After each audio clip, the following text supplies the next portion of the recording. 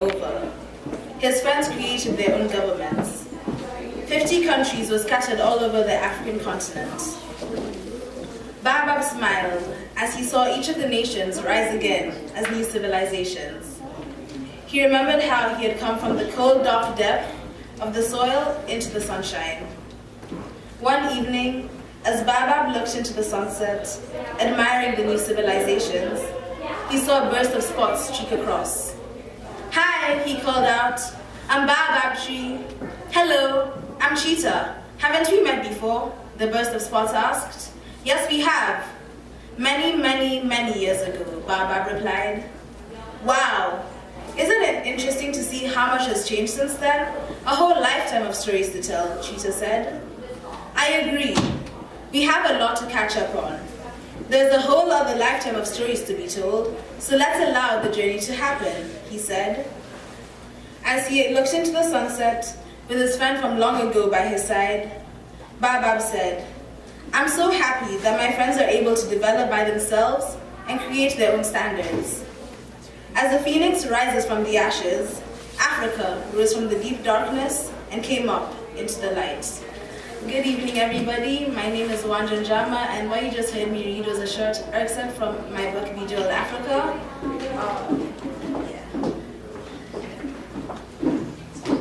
The short story that I read is called Roots of Africa, and over the course of my speech today, I shall be talking about the importance of storytelling, particularly in regard to African contexts and my journey with Bejeweled Africa. I hope that you enjoy the ride. I have pondered and thought for long and hard what I will write for this speech, what I will say.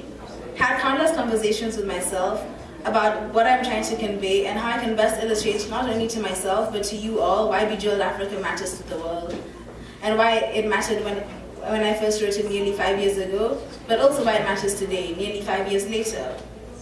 I struggled to come up with an idea that wholly felt authentic to me at first. I didn't want to feel as if I was recycling Chimamanda Ngozi Adichie's famous TED Talk, The Danger of a Single Story. It's a great TED Talk, and in a lot of ways one I can certainly relate to. Growing up, I found it easier as an avid reader to find American or British literature in the bookstores back home rather than African literature. Growing up, I often found myself trying to squeeze into the worlds or the characters of the books I would read from the comfort of my mind, car, home, school library. And Chimamanda's TED Talk related to me for various reasons. It related to me because I too often felt compelled to travel to America and to Britain before I desired to visit any African country. I desired to see snow, to create snowmen and snow angels, and to frolic with the snow the same way I had seen my various counterparts did in the various books I would often read.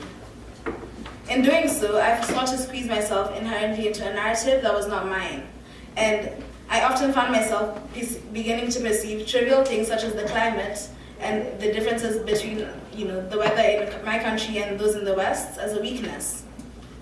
I desired to indulge in McDonald's, KFC, and Chipotle, and every possible fast food chain that America and Britain had to offer: Burger King, Pizza Hut, Taco Bell.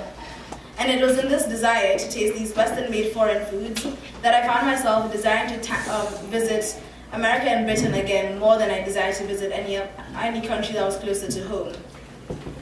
I've come to realize that as much as I love traveling to ancient Rome, Greece, and essentially the world with the friends that I had formed in characters, I had intrinsically grown to desire going to Western countries more than I did within my own.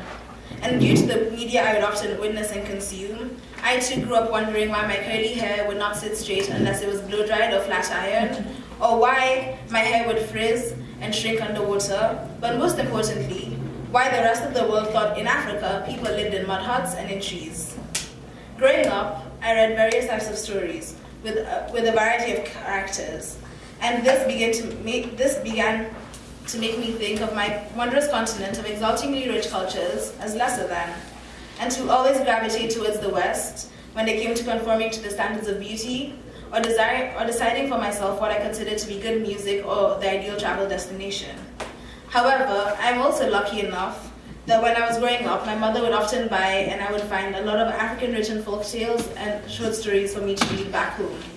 And these were stories that would often describe how things came to be.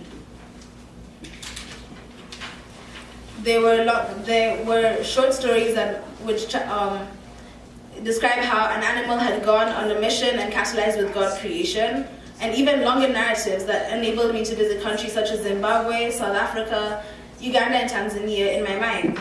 And they had morals and lessons at the end of them, which I believe have played a role in shaping me into the honest, understanding, and empathetic individual I am today. These stories included, for once, people like me. Characters that were illustrated with skin as dark as mine, if not darker, and characters that instilled God in their lives the same way I did, and more. And it was these books I grew to love. They provided me with a connection to my African roots and to my African heritage, and explored within me the person that sought to fit in. In those books I fit in, and I was entertained. In those books, I learned the legends of old, and the stories I would only hear about leading up to my school's cultural day or during Kikuyu lessons.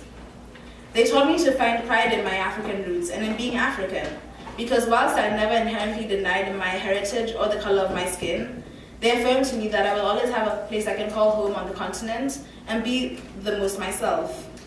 It was those books, coupled with the increasing perpetuation of negative narratives about my home continent, and the appalling lack of empathy, consideration, and thought that went into statements created by a lot of foreigners regarding Africa, that led me to thus consider using my passions for good. By 2014, I had been a part of several conversations with my friends and high school classmates about the West's perception of Africa and how annoying, amusing, and incorrect it was. We talked about how whenever various movies or the Western media would discuss the continent, they would either only talk about the poverty of our people, the corruption of our leaders, or the animals that one wanted to visit on safari. We talked about how, in frustration, whenever musicians would announce world tours, they would go to every single continent but Africa.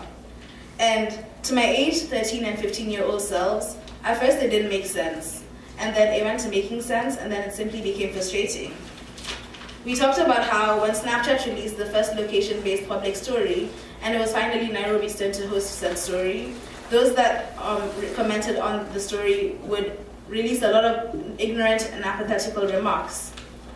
We talked about how whenever a lot of white people would come to Africa, particularly those that would come for mission trips or volunteer trips, they would only perpetuate the white problematic savior mentality. And we talked about how unempathetic the West was when the Ebola crisis struck in West Africa, and also when the Westgate Mall underwent a terrible terrorist attack 6 years ago in Nairobi. However, it was those books, coupled with those conversations, that led me to thus consider using my passions for good. And I decided to write a book in 2014 at the end of grade 10 as I transitioned into year 11 for my IB MYP5 personal project. And this was a project that would culminate the lessons that I had learned from my time at the Aga Khan Academy and shaped me into an open-minded and reflective young thinker. Those books were called Tinga Tinga Tales and African Animal Tales, and they played a large part in inspiring 15-year-old me to converge the frustrations and conversations of late, coupled with the lack of representation and negative narrative of Africa, to write what would be eventually known as Bejeweled Africa today.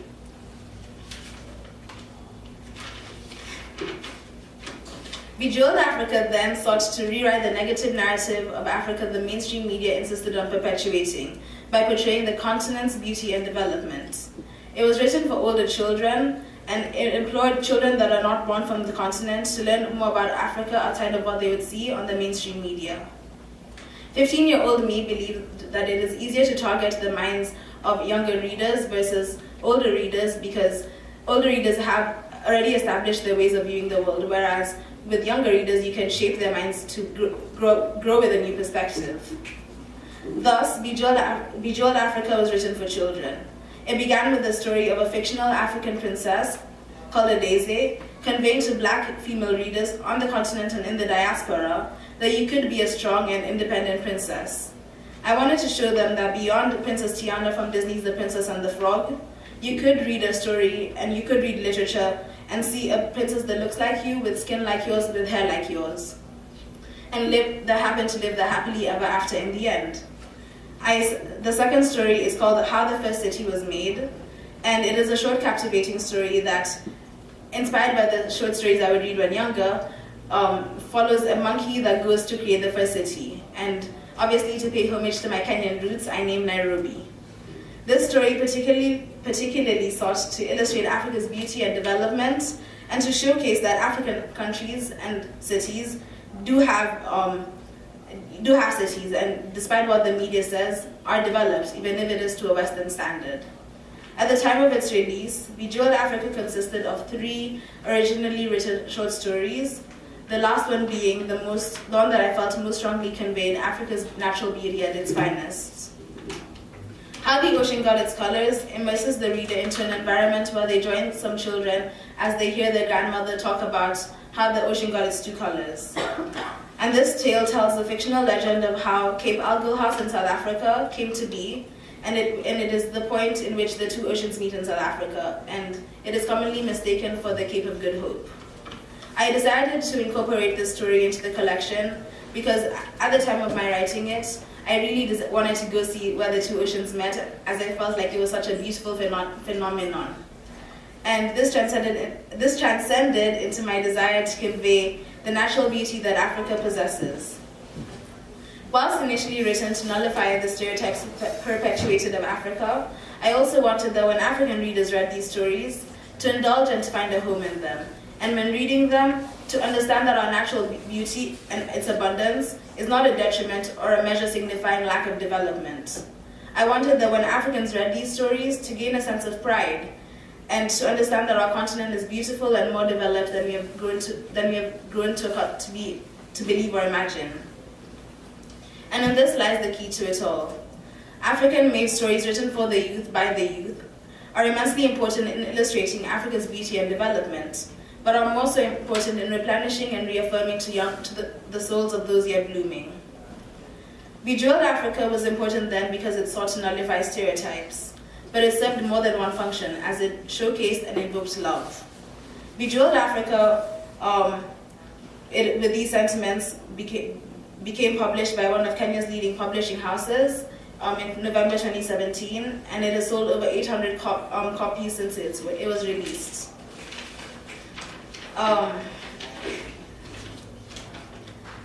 It has changed a lot since it was first written, because before it was known as Born for Greatness, and now it is Bejeweled Africa, and it is also longer in length.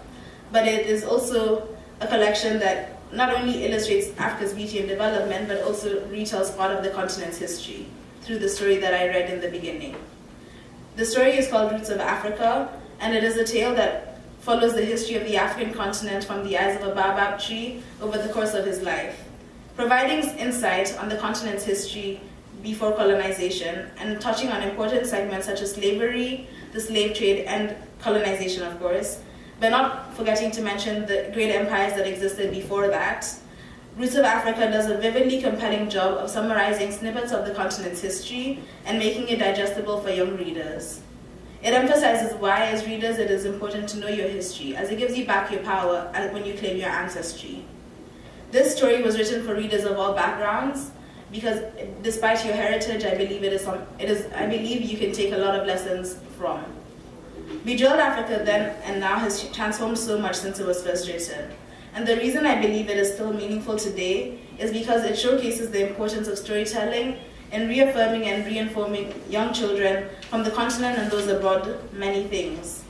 That for one, Africa is more than what they see on the news and perpetuated in the media. And secondly, that you can find a home in the literature that you read. Thirdly, the continent is filled with such a rich and diverse history that, regardless of where you are from, it is important that you are interested in learning about the cradle of humankind. And last but not least,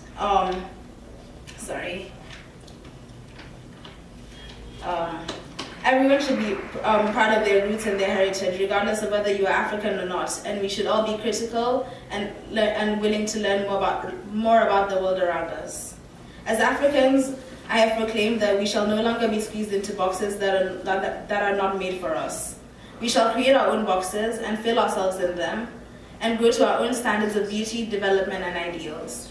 Bejeweled Africa is an anthology of short African folktale stories that aim to convey and illustrate Africa's beauty and development, whilst retelling part of the continent's history.